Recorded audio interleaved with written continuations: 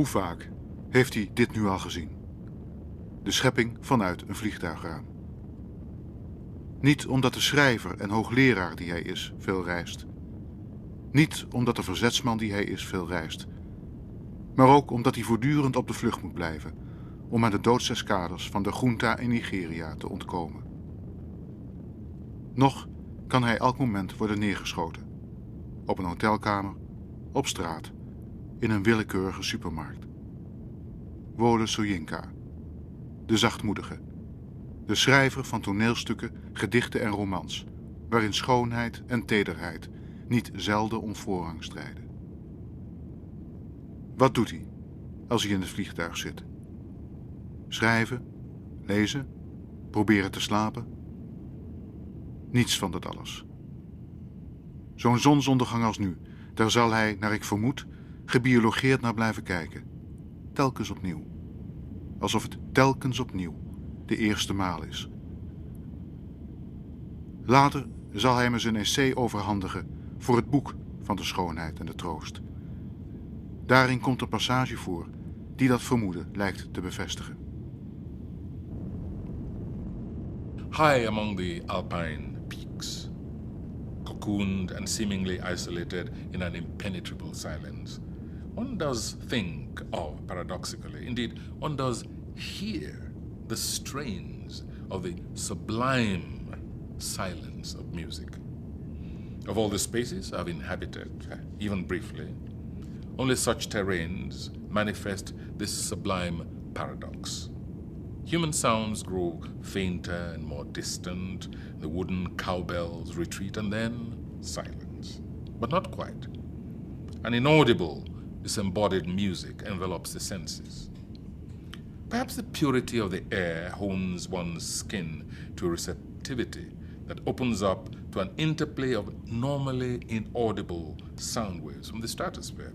Perhaps, at certain heights, we approach the very womb of musical archetypes, whose resolution of tonal and rhythmic explorations, expansions and contractions, rather like the birth convulsions of the cosmos from which a then serene earth, among others, was spewed. Maybe all of this is nothing but a secretive, truth-impregnated silence. The summative emotion is peace, consolation, a serene sense of the universe as an impenetrable, unsullied abode of beauty. Hoe vaak heeft hij dit nu al gezien? Dit zo overdreven schitterende uitzicht. Je durft er een film toch amper mee te beginnen. Met deze verkerkerposter. Met deze zonsondergang van 29 november 1997. De avond voor we hem zullen ontmoeten. Hij houdt ook nog eens van Billie Holiday. Zo treurig, zo hartverscheurend en tegelijk zo intens mooi. Zoals hij me later zal schrijven. Zo'n zonsondergang als deze. En dan Am I Blue op de koptelefoon. Je durft het niet te bedenken. Am I blue? Am I blue? Ain't these tears in my eyes telling you? Am I blue? You'd be too if each plan with your man done fell through. Was a time I was his only one, but now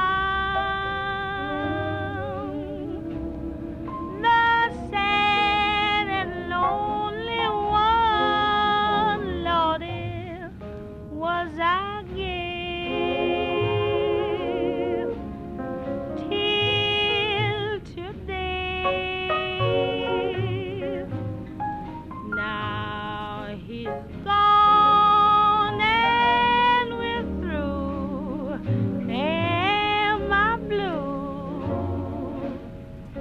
Geen idee waar Soyinka is nu.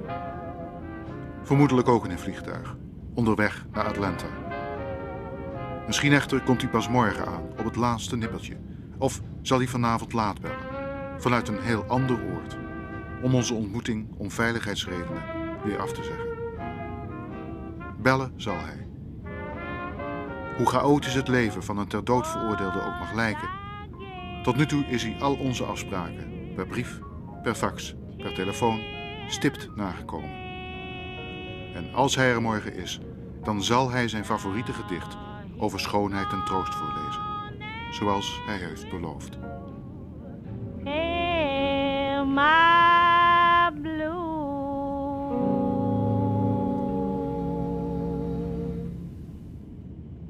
Now therefore, while the youthful hue sits on thy skin like morning dew, and while thy willing soul transpires at every pore with instant fires, now let us sport us while we may, and now like amorous birds of prey, rather at once our time devour, than languish in his slow chapped power.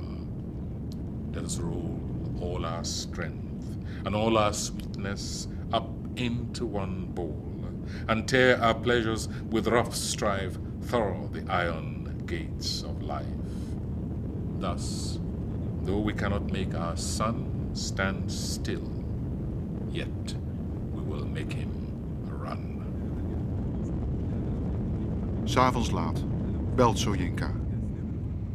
Hij is een half uur na ons geland in Atlanta. Hij bevestigt onze afspraak voor de volgende dag, alsof ik daar nooit aan had hoeven twijfelen.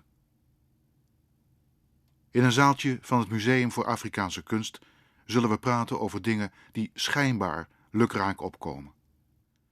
Beginnen zullen we met Soyinka's ultieme voorbeeld van schoonheid en troost. To His Coy Mistress, het gedicht van Andrew Marvell. En via de rozen van zijn vader, de eenzaamheid van het oerwoud en de o zo schitterende vrouwen, zullen we tenslotte terechtkomen bij Ken Saro-Wiwa, de vriend van Wole Soyinka, de dichter die als een stuk oud vuil werd opgehangen. We schrijven november 1997.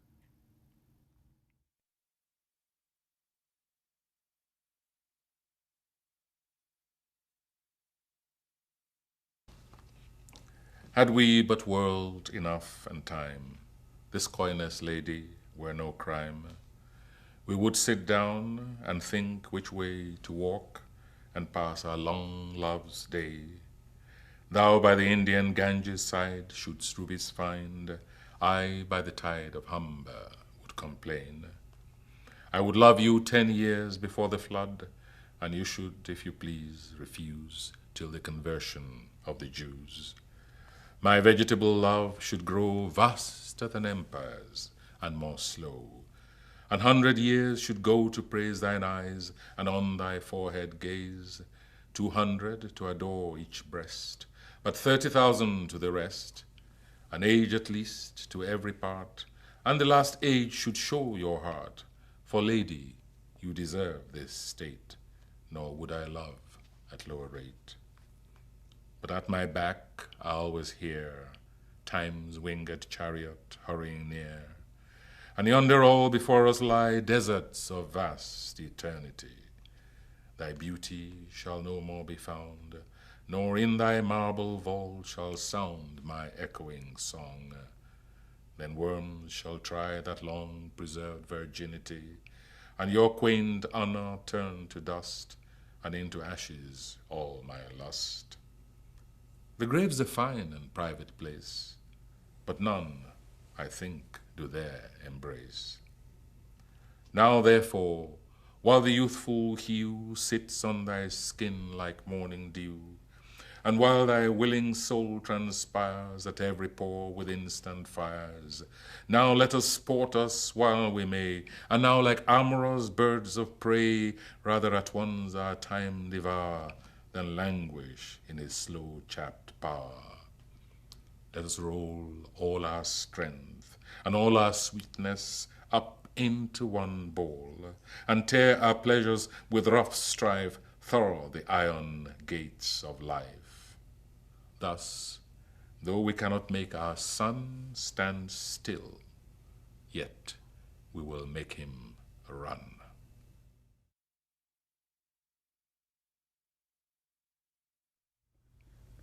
Do you have any idea why a sense of beauty developed in our species? Yeah. No. I asked 4 physicists, yeah, and they said, well, the beauty of science, we can talk about beauty of science, but the science of beauty, we have nothing to say. We don't know. We simply don't know. Very wise people, and I like to rank myself with them. Thank you very much. Okay, see you again. No, I think it's one of the mysterious. In the passage which I read, the article which I wrote, I try to wrestle with that question, and it's and people, as you know, scientists have also gone to the primates and even to pigs to see whether this sense of beauty is limited to human beings or can be found including even birds. Okay, when birds build their nest, why do some build it this way, which to us has a certain aesthetic appeal? But we don't know whether they we just impose on us the way our concept of pottery, for instance, I'm just setting this as an example, we transfer, the kind of shapes we admire in pottery, for instance, to the shape of birds' nests and so on. We say, these birds exhibit a sense of beauty. At the same time, we do know that animals develop the art of decoration in themselves, their evolution, the distinction between the sexes, for instance, the fact that the male, like the peacock, the theory is that the male had to develop these adornments in order to attract the female. And it seems plausible, it seems quite accurate, but it seems quite rational to assume, given our own aesthetic sense and our love of colors, or at least our recognition of the interplay of colors, how it affects us. But the peacock, does he really know? Did it consciously develop? And does the peacock, for instance, feel inadequate if those feathers are not as big as the next one? Or is he simply not aware? Or simply not aware of them? There's no way of finding out. That's why I say those scientists are very wise. And what I've tried to do is to ask myself how I personally developed a sense of the beautiful. And I think it was something which was acquired, over a period of time. But at the same time, it came by instinct. But at the same time, yes. But at the same time, I insist that from very, very early on, I was able to detect the beautiful in women, from very, very early childhood. You're talking now about Wole Soyinka being? Wole Soyinka being, in that sense, either normal or abnormal, whether precocious or not. I can only narrate my own history. I can only narrate my own history. Yeah. At a very, very early stage, I recognized beautiful women, separated them from non-beautiful. And I suggest that it is that appreciation of the aesthetic part of human beings that I transferred to even phenomena in nature, not the other way around, that I transferred to artifacts. Now, how you go about proving or disproving that, I do not know. It's a subjective assessment of the beginnings of my consciousness and the evolution of my appreciation of various things. But I also add that some of this was also the aspect of beginning to relate to the beautiful in things, in nature and so on, came also as a kind of process of osmotic absorption from my father, from observing my father in his garden. This is one of the earliest things I noticed. This man's absorption in what, for me, must have been, later I defined as the beautiful. His garden, his roses, his serenity, and the cultivation, the care with which he nurtured these things. What is a rose? They were not, there was something which he derived from them, apart from the fact that there were roses and crotons and bougainvillea and ferns and so on, the arrangement of the flower pots. And you could see that he was shaping something all the time. And then after work, sometimes in the evening, he'd stroll inside them, sit inside them, contemplating. And this way, I absorbed the essence of beauty. Now, how does it work for other children? That's where the scientists are supposed to come in, the sociologists. Yeah. But as I said, they're too busy trying to arrive at it through monkeys and chimpanzees and pigs and birds. To have a look at us. I'm forgetting all about us.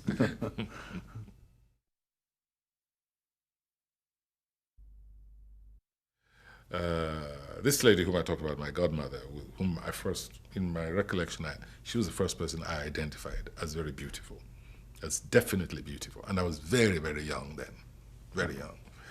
And then later there were the other children, my siblings, friends, whom I would say, it's a very beautiful girl, it's a very beautiful baby, and so on.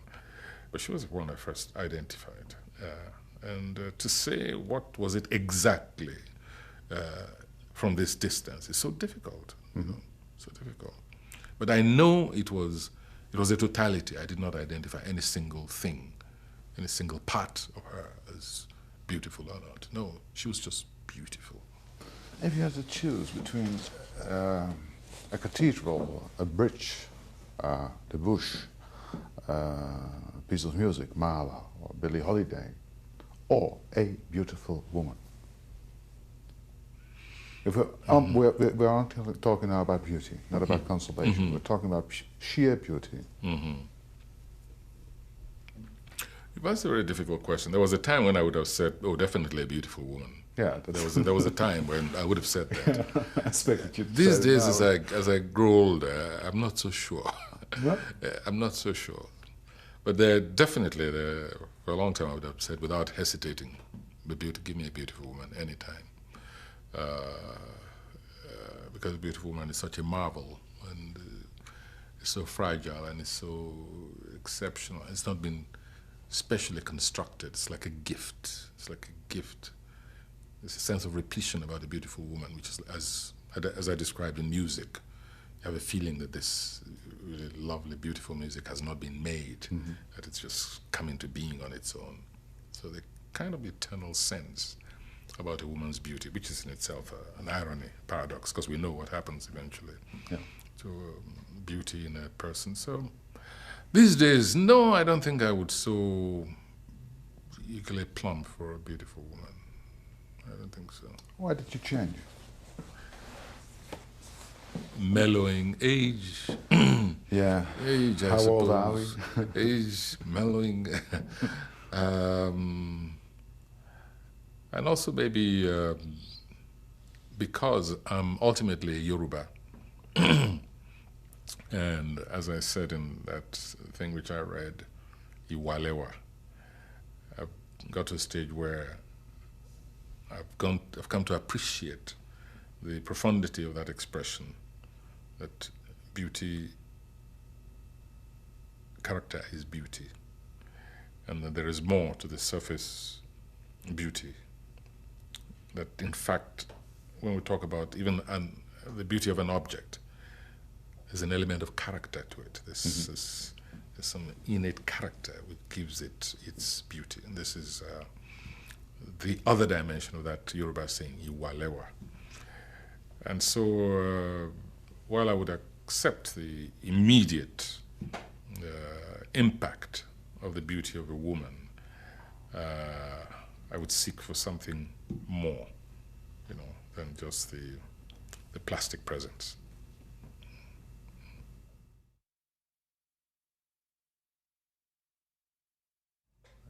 The way you talk about women is with grace and tenderness. What about sexuality, orgasm as a source of beauty and consolation? We like to talk about Mahler, Mozart, Klimt, Picasso, but what about? Well, I lead a very, I hope very healthy, sexual life, and I thrill to orgasm like any other human being. But for me, I've never considered it as an area of beauty or consolation. If I did, I would, when I was in, and the proof of it is when I was in prison, for instance, I just shut my mind against the world, against things like that. Whereas I could derive beauty in my head by recollecting snatches of music, by evoking snatches of films, I'd seen plays, and derived enormous consolation from that, and sustenance from that. I just cut off all thoughts of sex. I didn't miss it. I was just like that. And I know, myself, that if I'd stayed in prison for 10 years, it would have been the same thing. That was it. And I've never considered anything particularly beautiful or consoling in sex. It's a pleasure, yes. And that's it's a pleasure like food. Pleasure. Yes, a pleasure like food. Yeah. Like a good, rich glass of wine, and that's it. But I don't consider orgasm to belong to in the aesthetic category. No, not a kingdom of beauty. Not a kingdom of beauty. No, orgasms are not entering our kingdom of beauty. Not at all. Not in my case. Not my kingdom. No. It's there, and it's essential and good. But outside of that, that's it. Yeah.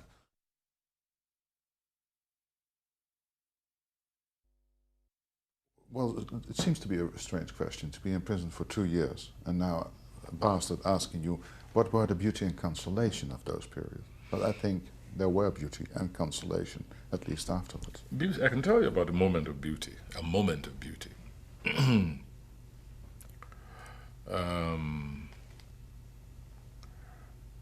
Around me, I was in this isolated sort of little compound, just the hut inside it. But around me, I could hear voices of the other prisoners. Mm-hmm. I could hear people being beaten. And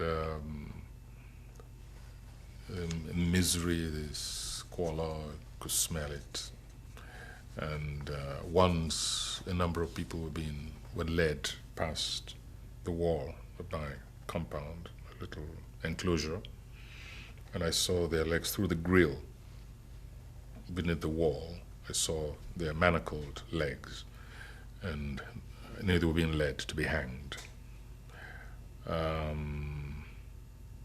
An eerie, sense. Anybody who's been in prison will tell you how the prison feels when it's hanging day. I wrote some poems about this.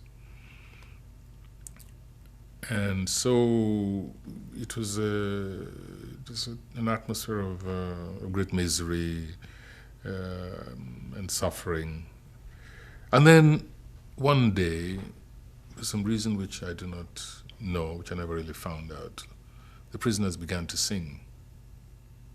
We just began to sing. And they sang, and they sang, and they sang, and the whole air was suffused with joy, with hope, with defiance, with the kind of combative resolve, which was, however, not aggressive. It was a kind of collective resolution, and it sort of the essence of it percolated to me in my own isolation. It was very uplifting. It was a very beautiful moment. What very beautiful did moment. they sing? Oh, they sang their own home songs, the traditional songs. They sang Christian songs.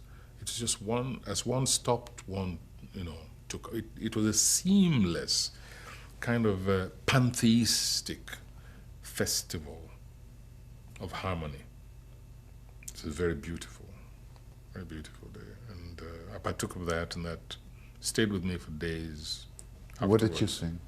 What did I what? Huh? What did you sing? I didn't sing. You didn't? No, I wasn't with them. I mean, they were in groups. They were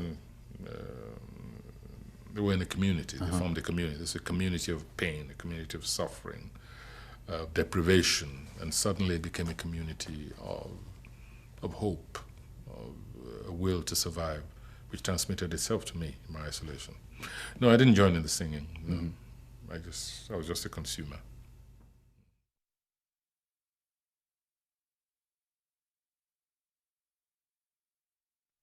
It was a Beauty and Consolation in your childhood.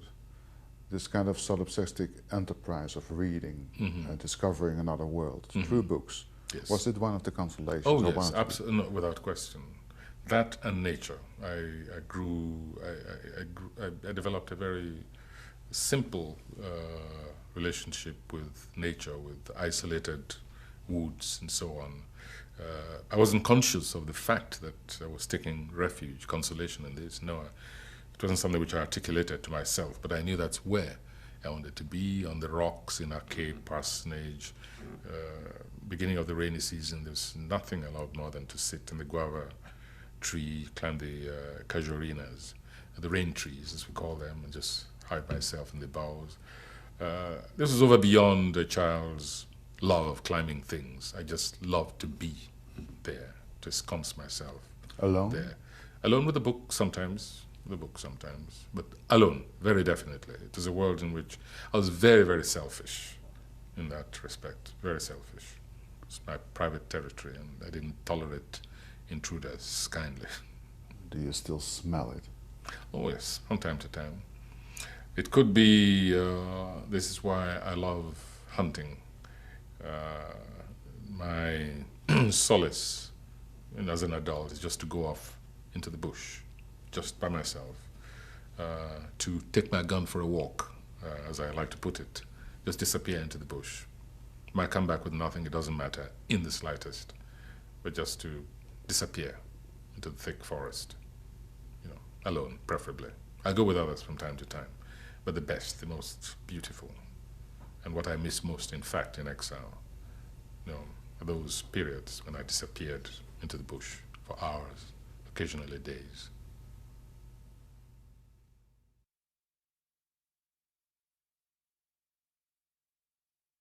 What really is the consolation of being alone? Oh, that's very difficult to define.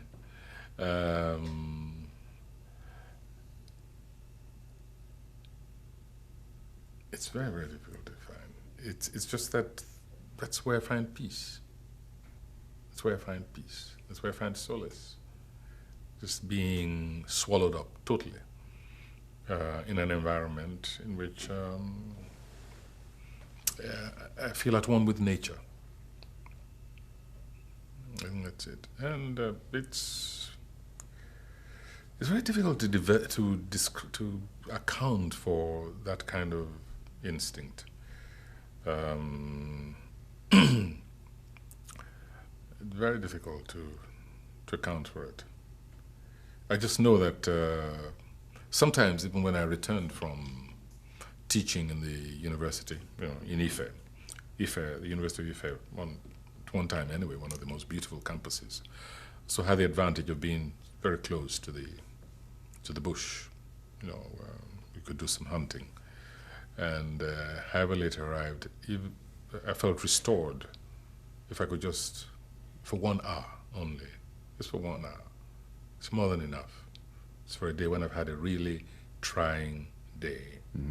Maybe attending faculty meetings, having to struggle through the politics of the university, which is some of the worst politics in the world, or whatever, or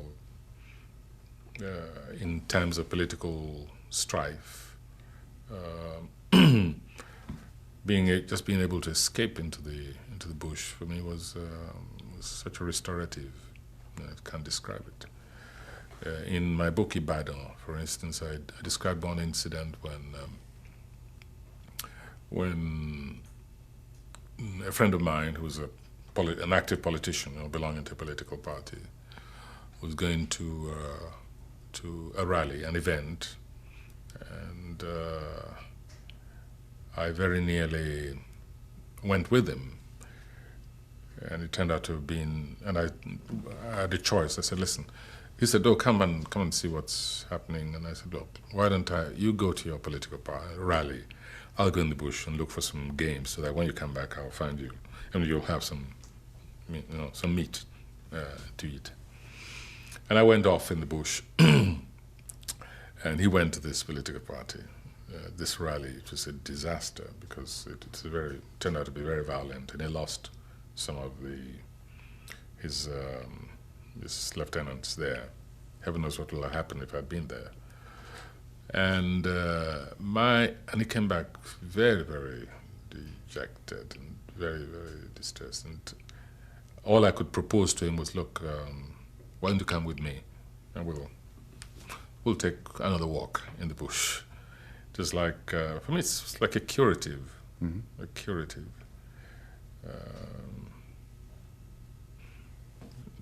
You just get there and there's a sense of purification. You're just at peace. You're in harmony with the cosmos, not merely with the world, but just with the cosmos. And it doesn't matter if it's for a short while, or if it's one of those grueling sessions when you go with people and you go for 2-3 days sometimes.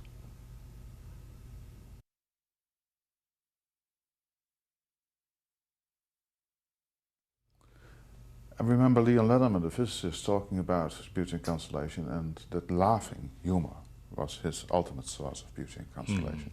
I remember a story, but I don't know the exact details, that you were addressing to the United Nations or subcommittee of the United Nations in Geneva, and at the same time you were, by the distinguished president, accused of being in some other meeting. If we're talking about humor as an escape from yes everyday's reality, what happened? When I was accused by the president, let me make sure we think of the same time. Conspiracy. Of conspiracy to commit treason and things like that. Well, in fact, I will be addressing the United Nations again on the 10th. I'll be back on the 10th. And the irony of it never ceases to escape me. Here I am.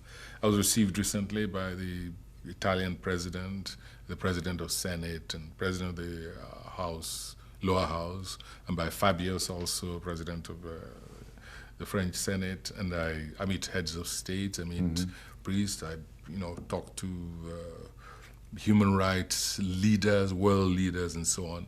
And yet, in one spot of the earth, there is one miserable little punk who, however, controls a vast army and millions of resources to hire assassins, which is done before and tried, who advertises me to the world as a terrorist. Even goes beyond that. His propaganda machine churns out the most unbelievable literature about me personally. They actually invent magazines. One is called Conscience. Yeah, Volume 1, number 1. The only issue is devoted entirely to Wole Soyinka. In it, I'm accused of every crime in the world, from thievery to forgery to corruption to professional misconduct in my university career. I mean, that thing reads like, I don't know if you ever in your youth were confronted with this stupid tract called The Protocols of the Elders of Zion. That at least was directed against an entire race. Yeah. This is something identical, but directed against one individual, produced by this Nigerian government. A copy of it was sent from the embassy to the president of this university, Emory University, who then sent it to me. Said, your government must be really desperate. And they distribute this throughout the world. But yet here I am. I address.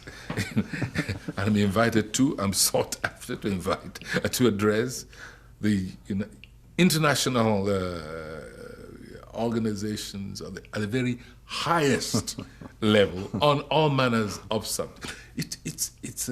That's one of the reasons I like. It's that sense of irony, I think, which I like about Andrew Marvel's poem, even though that's on a different theme entirely, but just that but you're right, I do wake up sometimes and say, what sort of a life is this anyway? Yeah. What sort of twisted, convoluted existence is this? Or perception, I don't know how to describe it, because that's not the reality. That's not the real existence. And that is why maybe I value even more those moments when I'm absorbed into, this little world, totally detached from everything, from even the positives, just in which one is alone without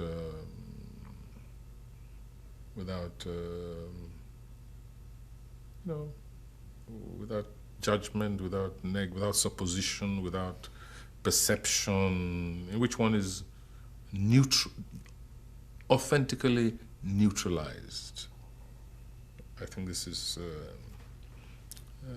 are the moments when one recovers one's essence without even reflecting on it.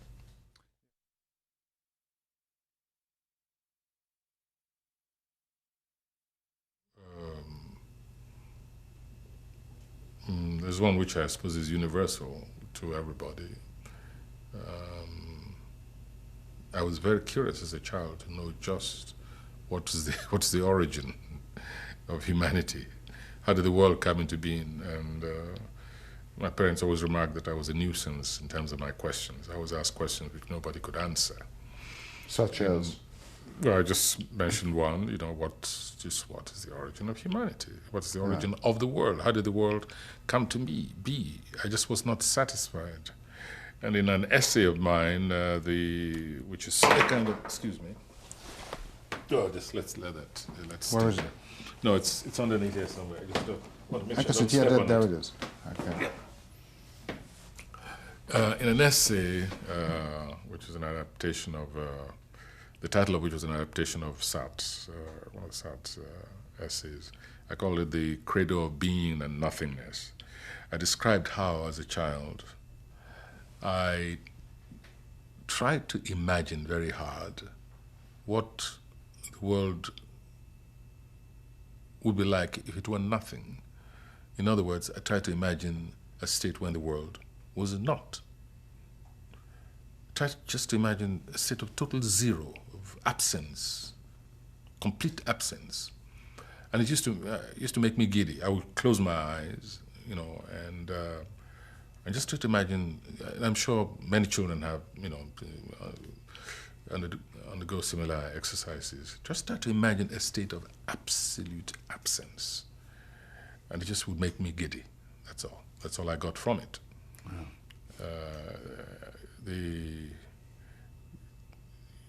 I suppose this is what the mystics also, try to do, but in a more elaborate way through different exercises, fasting, contemplation, and so on. But all I just did was close my eyes and just try and imagine the world is nothing. And not receiving any satisfactory results, I would ask my parents and my teachers, what if the world were not, what if the world were not? I mean, the world must have begun out of something. It must have begun from somewhere. And that somewhere could only be zero, could only be nothing, a state of total absence. What was that like? How on earth I came about that questioning, I have no idea, especially with such intensity, but it seemed to matter to me a lot. And I have no time for this sort of game now.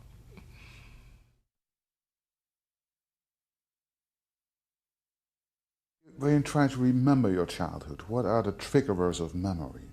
For instance, sounds, the frogs, the organ in the church, smells. That's a very good question, especially in my case. When I was in prison, when I was in prison detention under a military regime, and I found myself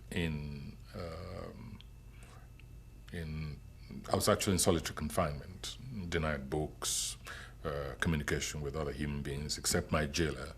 I had to recreate a world of my own, to people that world in certain cogent ways that would guarantee my sanity. Mm-hmm. Now, I didn't retreat into childhood for that. I retreated into rigorous exercises, such as into disciplines which really would exercise the mind. I tried to recover, for instance, my mathematical knowledge. Spent a lot of time trying to recover certain mathematical principles because... What, space and time? Yeah, later on I got to space and time, which is dangerous. But it all began with trying to remember theories, geometric theories, laws of combination, and write them down as formula and, make calculations from that. It was very useful. It's passed a lot of time. And it was rigorous. It really kept me very mentally alert. It became dangerous, as I said, as I've been reminded, because I then tried to look into the whole phenomenon of space and time and things like that. But I didn't, I shut out, in fact, I consciously shut out the more pleasant aspects of my existence, except one, music. I used to play in my head various tunes, symphonies, which I loved, some of which I could recapture almost totally, at least at the time. It seemed pretty total, pretty complete. But childhood, no.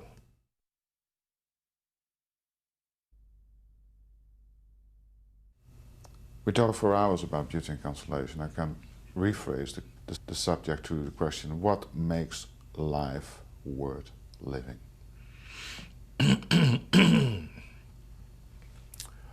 Well, the question, I think, is phrased, the premise of the question needs to be contested. What makes life worth living? Who says that life is worth living? Life just is lived, has to be lived. Otherwise, we'll prefer to die. Yeah. But being trapped, if you like, in this particular phase of existence, one recreates one's act of existence as one goes along. One enriches it as best as possible. One fulfills commitments which one has acquired or are imposed upon one. And one fights, one resents those who try to make life not worth living, such as dictators, such as oppressors, exploiters, those who try to diminish one's quality of life. I believe that one is entitled to a certain minimal quality of life, and that quality of life is one which one can enhance by his or her own efforts. Now, any attempt to diminish the possibility of the enhancement of life, for me, has to be resisted with one's dying breath. It's not about that life is worth living or not worth living. No, it's that we begin from the basis that it's there. It's simply there, and we just enhance the process of existence. In my culture, we believe that there are three spheres of existence: the world of the living, the world of the unborn, and the world of the ancestor, and that these worlds, move into one another. And that this is a particular passage from the world of the unborn to the world of the ancestor. And the responsibility of creating an environment which makes the particular passage in which one finds oneself, congenial, is a communal responsibility, whether in the world of the living or the world of the ancestor. Or the world of the unborn. Or the world of the unborn, and all of them, every individual within those worlds has his or her responsibility to enhance that particular period. So we don't have what many other cultures have, which is a tragic view of life, as an unlucky, unfortunate passage, but simply as, just one of the merry-go-round. Yeah, the merry-go-round. Picture of Which one does? creation. Yes. If we talk about those in power in Nigeria, I quote from a letter that Hegel wrote to Marx. Dictators are so frightened that they will take the rustling of leaves for gunfire. Very astute, very well observed. That certainly is true about the situation in Nigeria right now. I find myself in the most... I'm the rustle of leaves right now in relation to the dictatorship of Nigeria. It's a very peculiar sensation for one to find oneself in. That there should be such a focus on you personally, as individually, what you represent, such a focus, such a total obsession with you as an individual, as a threat, as an unimaginable, immeasurable threat to the entire control of state machinery, of terror, the army, the multi-billion dollar resource of the entire nation. That's an individual who controls all of that could really hear you, the rustle, the mere rustle of the leaves, as gunfire. And yet this is what is happening right now, to me personally, in Nigeria. One lawyer who's in the democracy movement, Gani Fawemi, did an interview one day. I heard it, I was so amused. He said, "What is wrong with this government?" He said, "If there is a drought in Nigeria, it's Wole Soyinka. If there's petrol shortage, it's Wole Soyinka. If there's infant mortality, it's Wole Soyinka. What is wrong? What has Wole Soyinka done?" And he expressed it so, succinctly. But I'm afraid it is the nature of dictators. From Stalin to Ceausescu to Sergeant Doe to Hastings Banda to Mobutu, uniformly, I have not yet read of or encountered any dictator, directly or indirectly, who did not mistake the rustle of leaves for gunpowder. And the question is, why do they hang on? What sort of a life is that? Well, power. Power itself is its own drug. Some people call it an aphrodisiac, but definitely power is it's a very much underestimated motivator and drug, an end in itself. And until it has not been, power as a phenomenon has not been properly addressed by philosophers and psychologists. It's always subsumed under historical causation, under dialectical processes, as in the Marxian, catechism, or else subsumed in terms of a metaphysical, the metaphysical considerations between good and evil, power or evil. But power itself, as an essence, it's received very short, and unfortunately so, very short attention, as I said, from philosophers and psychologists. It's about time some attention was turned to it. It's the ultimate, it's the exclamation mark when we're talking about a desire to order the world. This is the perversity of it. It is. Yes, it's a perversity. Yeah. It's a perversity because it assumes, it arrogates, it arrogates to itself, this kind of tendency arrogates to itself, even sometimes without thinking. In some cases thinking, but most of the time, arrogates with itself a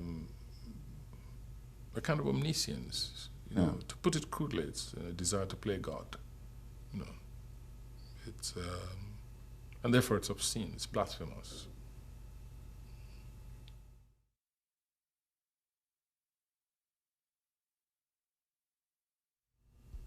The word destiny, you experience differently from, I think, the Western, yeah? Fate or destiny. Yes. How do you define that? Well, destiny is the summation of inclination, direction, temperament, preoccupations, sensibilities, not the fate that overtakes you at the end. Is the entire process of your existence. And the Yoruba also believe very much that in addition to bringing your own ori, that it's in the capacity, this is within the capacity of every individual to shape his or her destiny. In fact, we have a proverb which says, "Owa la fin tun ori ara eni se." That means it's with one's own hands that one directs one's destiny. So even though, on the one hand, we say that, well, each individual brings his or her destiny with him or her, yet it is that individual who shapes his destiny. There's no fatalism, no meek surrender to destiny. There's no will of Allah. It is the will of Allah, as in the religion of the Muslims, or it is God's will. That doctrine of resignation is not acceptable in Yoruba worldview. It's the most beautiful. Well, objectively speaking, For you? for me, objectively speaking, having actually gone into comparative religions, in many, many areas, I find it the most satisfying and the most humanistic. Idea or metaphor? Both Belief or metaphor? No, both as metaphor for existence, Yeah. and also as a guiding principle. Principle of tolerance, for instance, to put it at its most, banal level. The fact that this is a religion which has never waged a war on its own behalf, a jihad or a crusade, just believes implicitly that spirituality is an innate, personal thing, and yet has such a rich panoply of deities, and so strong, so integrated into human life, that it was able to survive across the Atlantic with the slaves. So you go to Brazil, you find Yoruba worship, syncretized in some cases with Roman Catholic saints and so on. So you have side by side these things. And there's this quality about this religion which, for me, makes it very, very rich.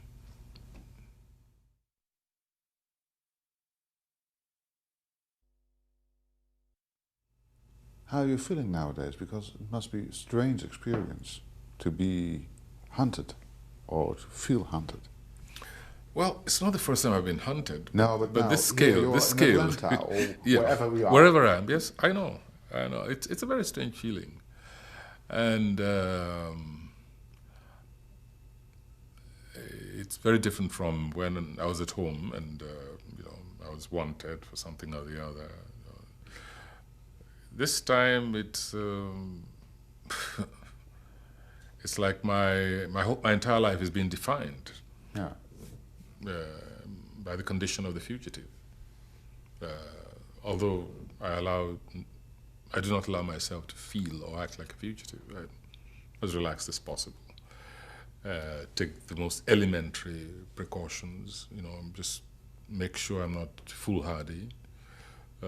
Accept the kind of protection which I get sometimes from countries which I visit, where the intelligence there has reason to be concerned, and they provide that. But outside of that, I make sure I do not live the life of a prisoner. I refuse to be a prisoner of a dictator, who's 4,000 miles away. He is the prisoner.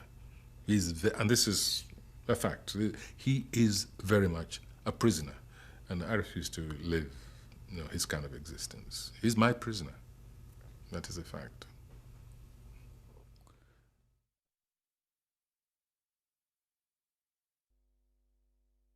May I borrow a question again from George Steiner? He said to me, the most frightening question you can ask about Beauty and Consolation is the following.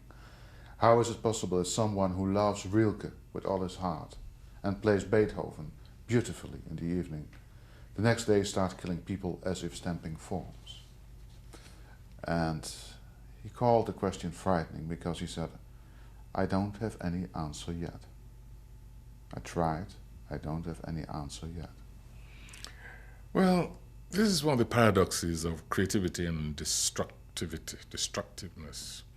That with a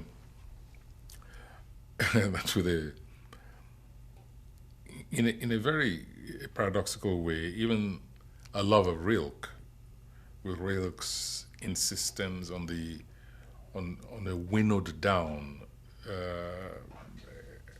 heart of the poetic essence, almost reifying what I call, she was materializing, rendering concrete the ineffable heart of poetry. That in a perverse way, such claimants to the love of Rilke's poetry can actually persuade themselves that they are in fact straining towards the same kind of purity, only this time on a human level. That having identified, as far as they are concerned, having identified what is the pure representation of the human form and human culture, that they are performing the same task as Rilke does. Saying just as Rilke tries to absolutely get down to the pure heart, the pure essence of poetry, that they are doing the same thing for humanity. It's a sickness. But I'm just trying to suggest how it might be possible for such people to say, oh yes, I'm performing the same function as a poet like Rilke does in the domain of the human entity. It's sick, it's perverse, but to try Understandable. It's understandable. It's rationalizable. That's it. Yeah. Yes, it's rationalizable. I can see such people, actually talking to themselves, looking at themselves in the mirror, and saying that, or even writing it down as a manifesto. Yes, and for them this warped logic would be sustainable. And the same thing, of course, with the distortion of Beethoven's music, the kind of elation, which is obtained, the kind of vision, the visionary aspect, the visionary residuum of listening to a great work like a Beethoven symphony and so on, could be the kind of symphony that can say we're building a symphony of humanity, pure, glorious, shorn of all impurities, of all frailties, feebleness, and so on. And alle Menschen werden Brüder. Yeah. And I can, because I try to, like Stein, I suppose all of us from time to time ask that question: how is it possible? How easy is it? It cannot be easy. It requires also a sense of privilege. Those who feel privileged and who believe that the world is divided into the elite and the scum. So there has to be a sense of privilege, rather than a sense of a pantheistic communality. We have to separate those two different groups, what they derive from the aesthetic creations of their own kind. How easy is it to make out of very gentle men and women, or men, let's say, torturers? And you've met them. Oh yes. All your life. Mm-hmm. Yeah. Yes, I met them all my life. Very easy, very easy. I narrated the example of a colleague of mine, a doctor, medical doctor, who was arrested simply for having, victims of police brutality in his car. He was taking them to his clinic for treatment. And so he was arrested. People were bleeding to death in his van. And then he was tortured. He was accused of being a doctor of rebels. And he was tortured. And behold, one of his torturers was a former student in the university. Because they used to send some of these You know him police well? something. You know him well? Yes, yes. And he said, "Oh, you once taught me," and so on. And very calmly, he proceeded to tie his wrists to rings in the ceiling and torture him. And the people who, again, we go back to this, so people, human beings who divided themselves into the chosen and the rest. And it's clear that that individual considered himself chosen. Even his passage under the tutelage of this doctor was for him simply a service which that doctor had to perform towards, his tribe of the privileged elite. That's the way they look at it. That's the way they think. I met them. I know them.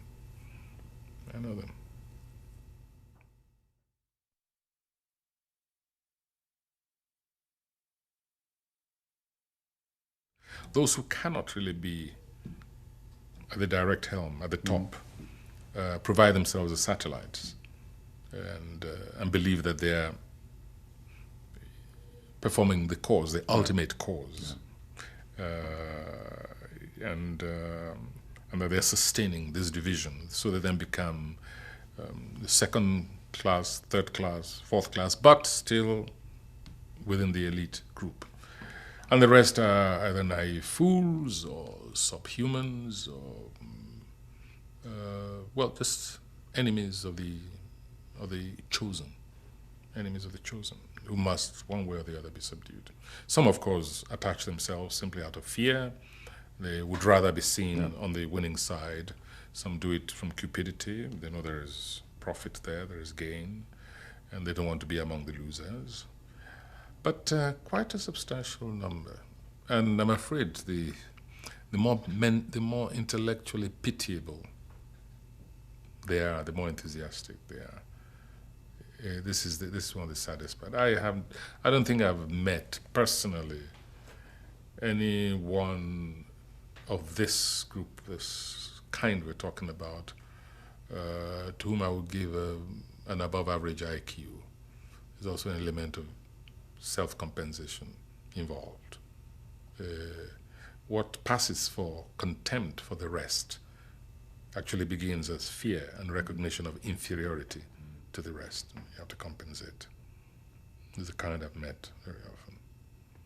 I don't believe, for instance, that Hitler was an intelligent person, whatever anybody says. I think it was a mediocre mind, a mediocre talent. Yeah.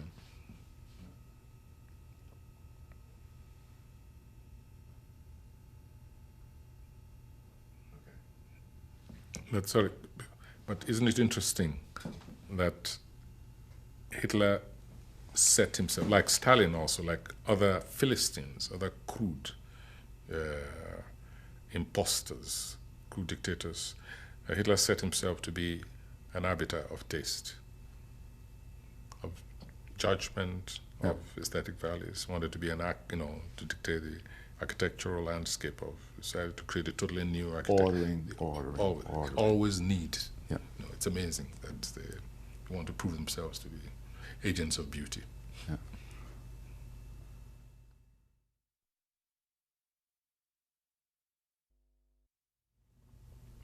Do you remember coming out of prison?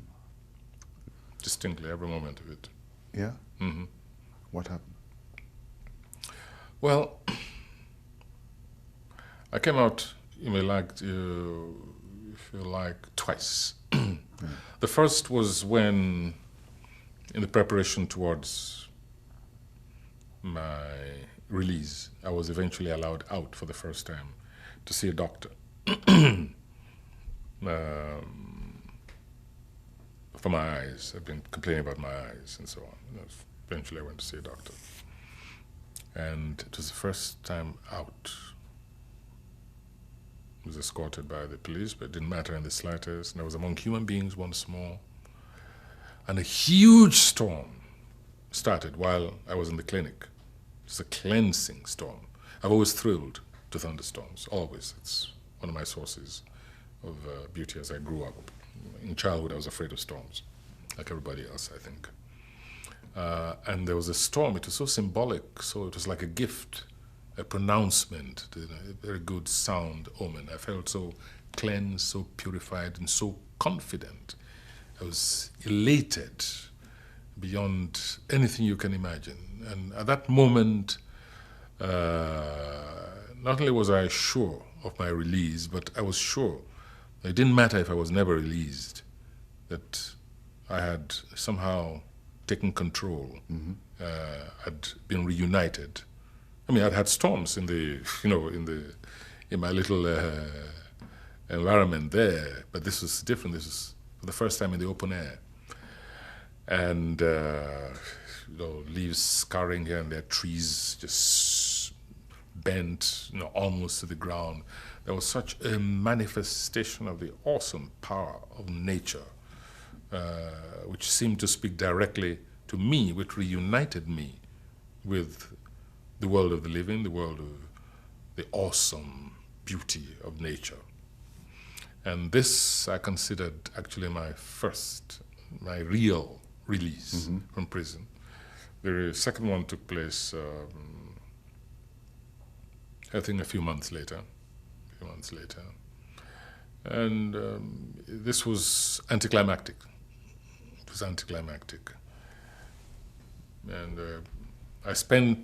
it was anticlimactic, especially as I spent the time already preparing myself. The moment the papers came and I was going to leave, I entered an artificial world, because I was now saying, what face am I going to turn to my torturers, my tormentors, and to the rest? These people who thought I'd been broken and so on. So I was already beginning to phrase monger, to be a phrase monger. What would be the first pronouncement when I came out? Will I say to the press, and so on? So it was unnatural. I remember at that time the slogan was, to keep Nigeria one is a task that must be done. So as I came down from the plane, which brought me from the north, I met the press, I said, how do you do? And I said, to keep Nigeria one, justice must be done. All very artificial, very bombastic, very breast-beating and so on.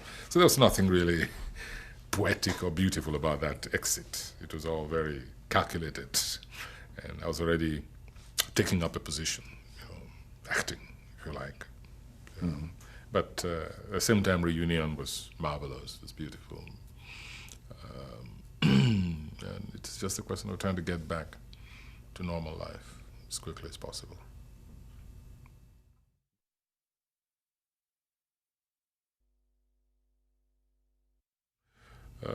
You live with death all the time, all the time. Get used to it. Yes, very, very used to it. Something one unfortunately cannot organize properly. You just don't know when it'll come. Yeah. So you can't even say, I want to die a beautiful death.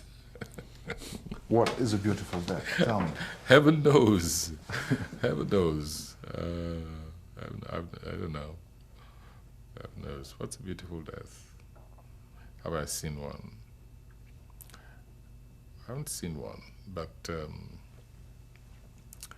beautiful death, I would say, is... let me describe it. There's a couple I know in Nigeria, and there are many people who have similar stories I've heard. And there's this couple that lived together, all, been married upwards of 50 years. And one of them died, the man, the husband. And the wife then said, well, that's it, and composed herself. She didn't commit suicide or anything of the sort. She just composed herself, called, buried, finished all the funeral obsequies of the husband, had him buried properly, and then called the family and said, well, I finished my last duty by my lifelong companion, and now I'm ready to take off. And everybody was saying, yeah, you're healthy. And of course she was. She was, very active and so on. And there's nothing left for me to do here. And that same night she died of, quote unquote, natural causes. She didn't take poison, she didn't do anything, she just ceased to live. And I consider that a beautiful death. It's not aided artificially, it's just It's like a willed severance of the thread of life. And I've heard stories like that. This I know from first-hand experience. Yeah, it's close to Gould's give meaning to life. Mm-hmm. Therefore, that. Yes. As to, you're confirming that, what gives meaning to life has ended, therefore death. Yes, that's that I consider beautiful. Yeah. Where were you the day you heard about cancer or Wiwa? Oh, I was in Tokyo. I'd gone to Auckland to lobby and agitate for intervention from the Commonwealth heads of state. And and nobody believed, none of them believed that these executions would be carried out.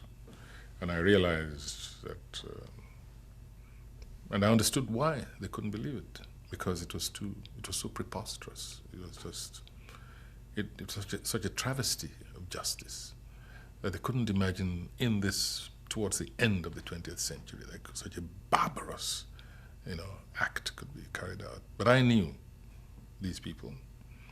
And something happened. I read a dispatch which was put out by Shell. It was like Pontius Pilate washing his hands and handing over the victim. This dispatch sought to place the blame on executions which had not yet taken place, on people like me, saying that we who were taking the so-called democracy groups or human rights activists who were taking the hard line against the regime instead of allowing quiet diplomacy and quiet pressure to work, they will hold themselves to blame if these people are executed. It was written in such unctuous, such self-exculpating tones that I knew. And I exclaimed aloud, I remember, "Oh my God, Ken is dead." And I left for Tokyo that day, in fact, a day earlier. And I had an engagement in Tokyo, and I left immediately. I just knew that was it. So I was actually in Tokyo, in my hotel room, locked myself in there, when a knock came on the door, and a journalist came in the following day to come and give me the news. So I was prepared for it, but I was still devastated, nevertheless. How did you react? How did I react? For 2 days I couldn't react. I couldn't respond to anything, anybody who asked me. Journalists, papers, magazines who asked me to write something. I couldn't do anything at all. Couldn't respond. And eventually I wrote something. I think I was already numbed in advance. I was numbed by the fact that all these heads of states, all these governments, all these people, both African and European, and all the ones I met, together with Kenson, I was numbed by the fact that they couldn't see what I saw. They couldn't see that there's only, because we were saying to them, look, there's only one thing which can save the lives of these 9 people. You've got to speak to this regime in a language of threat and back it up with some kind of action so that this regime will know you mean business. This is no time for appeasement, there's no time for hope, there's no time to appeal for clemency. You've got to say, listen, if you do this, then this will be the crime of the century, and this is how we will react. They did. But they didn't. They could not accept this. So my emotions were sort of torn between the blockage, this recollection of the blockage which I'd encountered, and the heinousness of the crime itself. I was just numbed. I think I was already numbed by the time, from the moment I knew that the cause was lost. Yeah, there are moments that no consolation is of any good. No, nothing at all. No, none whatever. None whatever. Not even when eventually, after about a year, I was able to write a poem about his death, and I couldn't even write it directly. What I did was, it was entitled Calling Joseph Brodsky for Kensarawiwa. So I could only approach it by addressing Joseph Brodsky, who was also a dissident in his time and who died, I think just before, some months before Kensarawiwa. That's the only way I could approach it, and that... You couldn't speak out directly about cancer? No, I didn't. I didn't even want to. I had no inclination. I just didn't. I didn't. It was ages before I could even bring myself to talk about it. There have been very many moments where consolation was of no use in your life. Yes, there have been moments like that. Too many. Too many. Too many. Usually deaths. Too many. Yeah.